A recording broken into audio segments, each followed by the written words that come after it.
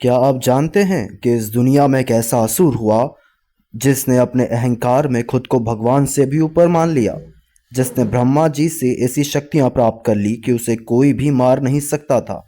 ना देव, ना दानव, ना मनुष्य, ना पशु, ना अस्त्र, ना शस्त्र, ना दिन में, ना रात में, ना पृथ्वी पर, ना आकाश में। वह इतना ताकतवर था कि खुद इंद्रदेव उसकी शक्तियों से डरकर भाग गए थे। देवताओं ने हार मान ली थी, कोई भी उसका सामना करने की हिम्मत नहीं कर सकता था। लेकिन कहते हैं ना, अहंकार का नाश निश्चित होता है। और जब उसका घमंड अपनी चरम सीमा पर पहुंच गया, तब भगवान विष्णु को खुद प्रकट होकर उसका अंत करना पड़ा। तो आखिरकार कौन था हिरण्यकश्यप, कैसी थी उसकी शक्तियां, और कैसे भगवान विष्णु ने उसे मारकर अधर्म का नाश किया? इस पूरी कहानी को जानने के लिए इस वीडियो को अंत तक जरूर देखें, क्योंकि यह सिर्फ एक कहानी नहीं बल्कि एक महान सीख भी है। हिरण्यकश्यप कोई असाधारण असुर नहीं था। वह कश्यप ऋषि और दीति का पुत्र था। उसकी माता दीति दैत्यों की माता थी और उसके भाई का नाम था हिरण्याक्ष, जो भी भाई शक्तिशाली असुरों में गिने जाते थे। पौराणिक कथाओं के अनुसार जब हिरण्याक्ष ने अपनी शक्ति से पृथ्वी को समुद्र में छिपा दिया था, तब भगवान विष्णु ने वराह अवतार लेकर उसका वध किया। अपने भाई की मृत्यु से क्रोधित होकर हिरण्यकश्यप ने प्रतिज्ञा ली कि वह विष्णु से बदला लेकर देवताओं पर विजय प्राप्त करेगा। लेकिन केवल क्रोध से कोई महान नहीं बनता। हिरण्यकश्यप को अपनी बढ़ती शक्ति बढ़ानी थी और इसके लिए उसने घोर तपस्या करने का निश्चय कर लिया। हिरण्यकश्यप ने हजारों वर्षों तक कठोर तपस्या की। उसकी तपस्या इतनी कठिन थी कि देवता भी डर गए और ब्रह्मा जी को उसे वरदान देने के लिए विवश होना पड़ा। जब ब्रह्मा जी प्रकट हुए तो हिरण्यकश्यप ने उनसे अमरता का वरदान मांगा, लेकिन ब्रह्मा जी ने कहा कि यह असंभव है, क्योंकि जो जन्म लेता है उसकी मृत्यु निश्चित है। इस पर हिरण्यकश्यप ने एक चालाकी भरी याचना रखी। मुझे ना कोई मनुष्य मार सके, ना कोई देवता, ना कोई असुर। मुझे ना कोई पशु मार सके, ना कोई पक्षी।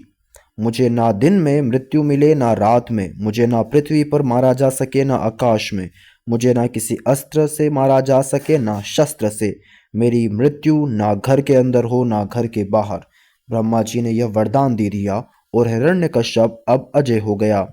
हिरण्यकश्यप अब स्वयं को ईश्वर से भी बड़ा मानने लगा। उसने तीनों लोकों पर अधिकार कर लिया और देवताओं को स्वर्ग से भगा दिया। हर कोई उसके नाम से डरता था।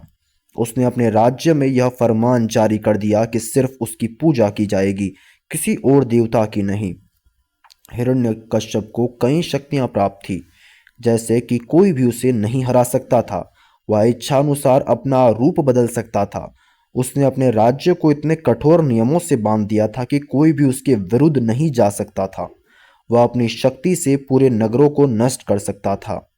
हिरण्यकश्यप का पुत्र प्रहलाद बचपन से ही भगवान विष्णु का परम भक्त था।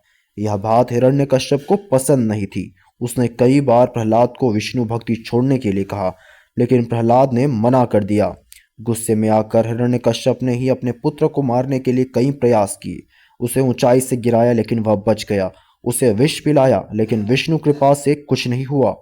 हाथियों के पैरों तले कुचलवाने की कोशिश की, लेकिन प्रहलाद को कुछ नहीं हुआ। अंत में होलिका को आदेश दिया कि वह प्रहलाद को गोद में लेकर आग में बैठ जाए। होलिका को यह वरदान था कि वह अग्नि में नहीं जलेगी, लेकिन विष्णु कृपा से प्रहलाद बच गया और होलिका जलकर भस्म हो गई। जब हिरण्यकश्यप ने खुद प्रहलाद से पूछा कि तुम्हारा भगवान कहाँ है, तो प्रहलाद ने जवाब दिया, भगवान हर जगह है। गुस्से में हिरण्यकश्यप ने अपने महल के खंबे पर वार किया और कहा, अगर तेरा भगवान हर जगह है तो इस खंबे से क्यों नहीं प्रकट होता? जैसे ही उसने खंबे पर प्रहार किया, उसमें से भगवान नरसिंह अवतार में प्रकट हुए।